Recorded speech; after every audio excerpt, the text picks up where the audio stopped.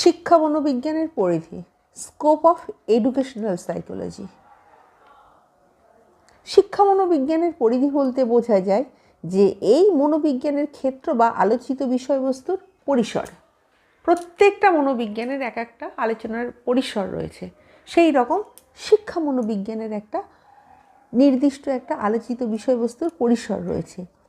কোনো বিষয় সম্বন্ধে স্বল্পতম সময়ে সহজভাবে সার্থক শিক্ষা কিভাবে প্রদান করা যায় এবং সেই শিক্ষা গ্রহণের সময় শিক্ষার্থীর মন কিভাবে প্রতিক্রিয়া করে, সেই ধরনের শিক্ষা শিক্ষা মনোবিজ্ঞানের কাজ।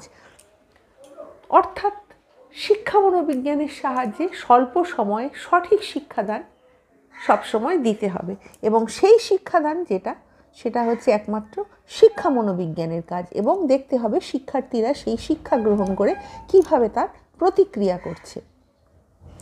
সুতরাং শিক্ষা মনোবিজ্ঞানের কর্মসূচি শিক্ষাদানের সমস্যাকে কেন্দ্র করে বিস্তৃত। এবার আমরা এই সমস্যাগুলোকে বিশ্লেষণ করে তার একটা আলোচনা করব। নাম্বার 1, শিক্ষা মনোবিজ্ঞান প্রথমত শিশুর মনের আলোচনা করে।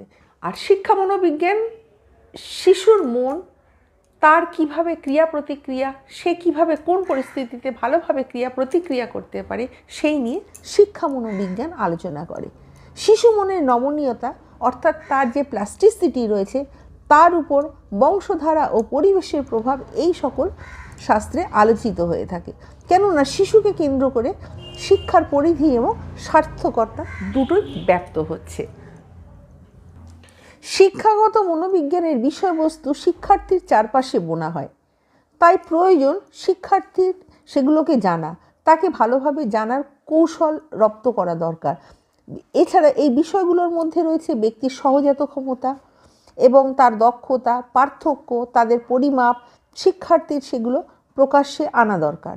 তারপরে এই যে সকল আলোচনা যেগুলো করা হয় তার মধ্যে গোপনীয়তা, সচেতনতা এবং অচেতন আচরণ, তার বৃদ্ধি এবং বিকাশের যে বৈশিষ্ট্য সেগুলো শৈশব থেকে প্রাপ্তবয়স্ক পর্যন্ত প্রতিটি পর্যায়ে তাদের মধ্যে একটা দিয়ে দিতে হবে, কিংবা তাদের যে প্রতিটা ধাপ, তাদের যে বয়স রয়েছে সেই বয়সের অনুযায়ী তাদের কিন্তু শিক্ষা দেওয়া দরকার, এবং তাদের যে শিক্ষার পরিসর রয়েছে একটা নির্দিষ্ট বয়সে নির্দিষ্ট শিক্ষার পরিমাণ, তাদের যে স্বাতন্ত্র্য, তাদের যে আচরণ, তাদের বুদ্ধির কতটা পরিমাপ, সেইগুলো সেই শাস্ত্রে আলোচনা করা হয়।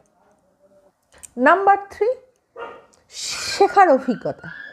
শিক্ষাগত মনোবিজ্ঞান সিদ্ধান্ত নিতে সাহায্য করে। যে